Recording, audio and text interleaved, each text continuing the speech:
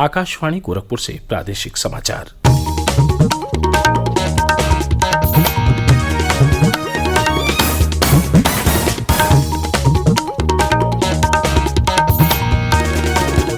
नमस्कार, समाचार बुलेटिन के साथ मैं वेद प्रकाश पाठक। पहले मुख्य समाचार। प्रधानमंत्री नरेंद्र मोदी ने पीएम किसान सम्मान निधि योजना की 13वीं किस्त जारी की। कहा, किसान सम्मान निधि किसानों की छोटी छोटी जरूरतों को पूरा करने में साबित हो रही है मददगार। केंद्रीय सड़क एवं परिवहन मंत्री नितिन गडकरी ने बलिया में 6,500 करोड़ रुपए की लागत की 7 सड़क परियोजनाओं का किया लोकार्पण और शिलान्यास। कहा, उत्तर प्रदेश में सड़कों के नेटवर्क को किया जाएगा और मजबूत। प्रयागराज में 4 दिन पूर्व हुई उमेश पाल की हत्या का आरोपी प्रयागराज पुलिस के साथ मुठभेड़ में मारा गया। और रामपुर में वर्ष 2008 में सीआरपीएफ कैंप पर हुए हमले के दोषियों को विशेष अदालत ने सुनाई आजीवन कारावास की सजा। अब समाचार विस्तार से। प्रधानमंत्री नरेंद्र मोदी ने कल कर्नाटक के बेलगावी में आयोजित एक कार्यक्रम में पीएम किसान सम्मान निधि योजना की 13वीं किस्त जारी की। योजना के तहत देश भर के 8 करोड़ लाभार्थी किसानों के खाते में 16,800 करोड़ रुपए से ज्यादा की राशि अंतरित की गई। इस अवसर पर अपने संबोधन में प्रधानमंत्री ने कहा कि अब तक उपेक्षित रहे किसानों का कल्याण भाजपा की सरकार की प्राथमिकता में शामिल है और इस दिशा में गंभीरता के साथ कदम उठाए जा रहे हैं। किसान सम्मान निधि छोटे किसानों की छोटी छोटी जरूरतों को पूरा करने में सहायक साबित हो रही है। आज का बदलता हुआ भारत हर वंचित को वरीयता देते हुए एक के बाद एक विकास के काम कर रहा है। हमारे देश में दशकों तक छोटे किसानों को भी नजरअंदाज किया गया था। भारत में 80-85% छोटे किसान हैं। अब यही छोटे किसान भाजपा सरकार की प्राथमिकता में है। पीएम किसान सम्मान निधि के माध्यम से अब तक देश के छोटे किसानों के बैंक खातों में करीब 2.5 लाख करोड़ रुपए जमा कराए जा चुके हैं। ये पैसे किसानों की छोटी छोटी जरूरतों को पूरा कर रहे हैं। पिछले साल मई और अक्टूबर में इस योजना के तहत 11वीं और 12वीं किस्त जारी की गई थी। किसान सम्मान निधि के तहत लाभार्थी किसानों को हर साल 6,000 रुपए की आर्थिक मदद दी जाती है।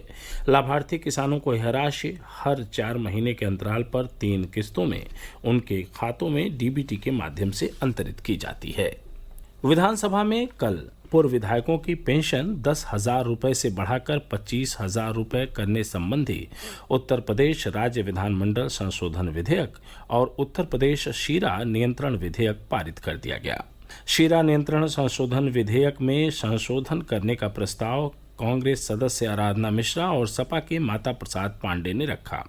उन्होंने कहा कि इस विधेयक से मिल मालिकों को लाभ होगा, जबकि किसान फायदे से वंचित रहेंगे और खांडसारी इकाइयां बंद हो जाएंगी।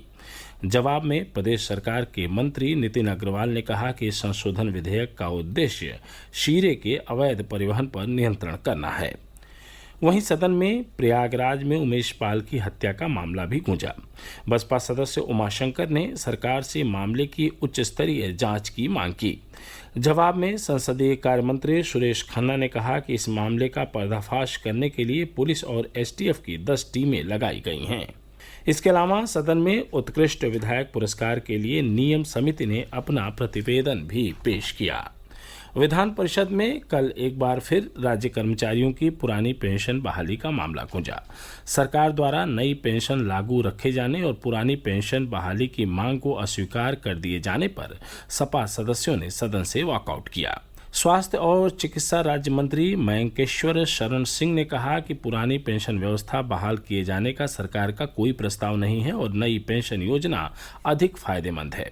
परिषद में बुनकरों को फ्लैट रेट पर बिजली दिए जाने की मांग और पीसीएफ में कर्मचारियों के तबादलों का मुद्दा भी विपक्ष ने उठाया। जवाब में प्रदेश सरकार के मंत्री राकेश सचान ने कहा कि राज्य सरकार बुनकरों की समस्याओं और उनके हितों के लिए संवेदनशील है और इस बारे में बुनकरों से बातचीत की जा रही है। सरकार बुनकरों का किसी तरह का उत्पीड़न नहीं होने देगी। केंद्रीय सड़क एवं परिवहन मंत्री नितिन गडकरी ने कल बलिया के चितबड़ा गांव में आयोजित कार्यक्रम में 6,500 करोड़ रुपए की लागत की 7 राष्ट्रीय राजमार्ग परियोजनाओं का लोकार्पण और शिलान्यास किया। इस अवसर पर श्री गडकरी ने कहा कि विकास की शर्तों में सड़क सुविधा का खासा महत्व है। केंद्र सरकार लोगों को आवागमन की बेहतर सुविधाएं उपलब्ध कराने के लिए प्रतिबद्ध है और इस दिशा में प्रभावी और ठोस नीति अपनाई जा रही है। उन्होंने कहा कि 2014 से पहले जहां 7,000 किलोमीटर राष्ट्रीय राजमार्ग बने थे, वहीं 2023 के अंत तक 14,000 किलोमीटर से ज़्यादा सड़कें बन जाएंगी। श्री गडकरी ने कहा कि 1 साल के अंदर उत्तर प्रदेश में सड़कों के नेटवर्क को और अधिक मजबूत किया जाएगा। केंद्रीय मंत्री ने जिन कार्यों का लोकार्पण किया उनमें गाजीपुर बलिया मांझी घाट मार्ग का सुदृढ़ीकरण, सिकंदरपुर हनुमानगंज बलिया मार्ग का सुदृढ़ीकरण और गाजीपुर बलिया मार्ग पर बेसो नदी के पुल का निर्माण शामिल है। श्री गडकरी ने कहा कि 5,320 करोड़ रुपए की लागत से बनने वाले ग्रीनफील्ड एक्सप्रेस वे से बलिया से लखनऊ, दिल्ली और पटना जाना आसान हो जाएगा। यह एक्सप्रेस वे गाजीपुर और बलिया जनपदों से होकर गुजरेगा। इस अवसर पर प्रदेश के लोक निर्माण मंत्री जितिन प्रसाद, परिवहन राज्य मंत्री स्वतंत्र प्रभार दयाशंकर सिंह, अल्पसंख्यक कल्याण राज्य मंत्री दानिश आजाद अंसारी, स्थानीय सांसद वीरेंद्र सिंह मस्त और राज्यसभा सांसद नीरज शेखर सहित अनेक जनप्रतिनिधि मौजूद थे। प्रादेशिक समाचार आप आकाशवाणी गोरखपुर से सुन रहे हैं। यह समाचार बुलेटिन हमारे YouTube channel AIR news Gorakhpur और ट्विटर हैंडल AIR News_GKP पर भी उपलब्ध है। 4 दिन पूर्व प्रयागराज में उमेश पाल की हत्या का आरोपी अरबाज कल प्रयागराज के नेहरू पार्क के पास पुलिस के साथ हुई एक मुठभेड़ में घायल हो गया, जिसे बाद में अस्पताल में मृत घोषित कर दिया गया।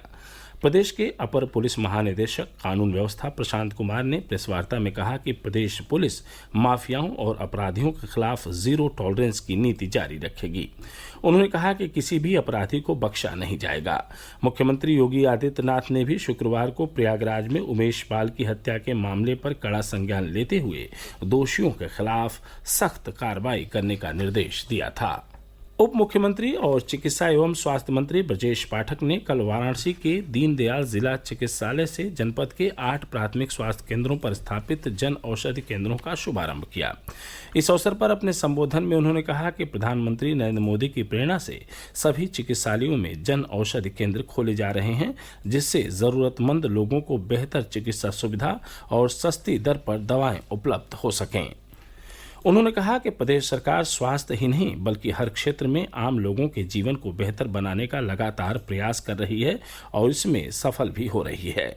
श्री पाठक ने यह भी कहा कि प्रदेश में कानून का शासन स्थापित करने के लिए अपराधियों और माफियाओं के खिलाफ जीरो टॉलरेंस की नीति लगातार जारी रहेगी। कार्यक्रम में वाराणसी के जिलाधिकारी S राजलिंगम भी उपस्थित रहे। 15 वर्ष पूर्व रामपुर में सीआरपीएफ कैंप पर आतंकी हमले के आरोपी 3 आतंकियों को ATS की विशेष अदालत ने आजीवन कारावास की सजा सुनाई है। रामपुर के अपर जिला सत्र न्यायालय ने सबाउद्दीन उर्फ सबा, इमरान शहजाद उर्फ अबू ओसामा उर्फ अजय और मोहम्मद फारूक उर्फ अबू को आतंकी घटना को अंजाम देने की साजिश में शामिल होने का दोषी ठहराते हुए फांसी की सजा सुनाई थी। आरोपियों की ओर से विशेष अदालत में सजा में नरमी बरतने की अपील की गई।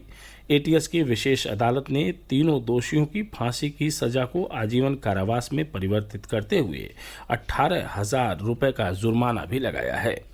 वर्ष 2008 में रामपुर सीआरपीएफ कैंप में आतंकियों ने बमों से हमला किया था।